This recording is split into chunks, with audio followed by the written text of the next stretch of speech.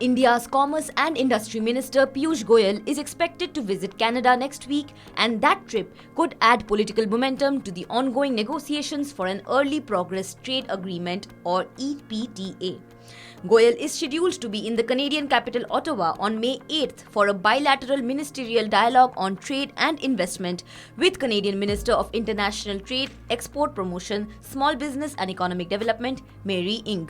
He is then scheduled to visit Toronto on May 9th and 10th for meetings with trade and industry representatives and chambers of commerce.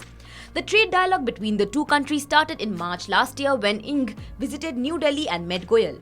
They also launched the EPTA process. The EPTA, if concluded, will be a transitional step towards the Comprehensive Economic Partnership Agreement or CEPA.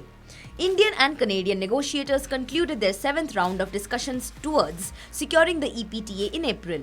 Indian and Canadian officials said that there was some progress during the four-day discussions in Ottawa as the two teams led by their chief negotiators met in the Canadian capital.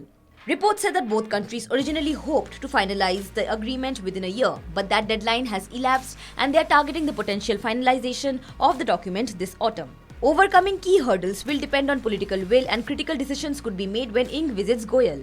They are also expected to sit across the table on the margins of the G20 Trade Ministers Vertical in Jaipur in August. Both nations have focused on strengthening trade ties recently.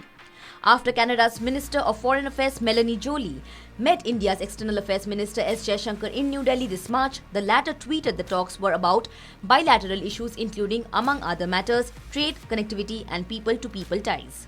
Joly told attendees at the Indo-Canadian Business Chamber meet in New Delhi in March that the economic potential contained in strengthening the Canada-India relationship can't be understated.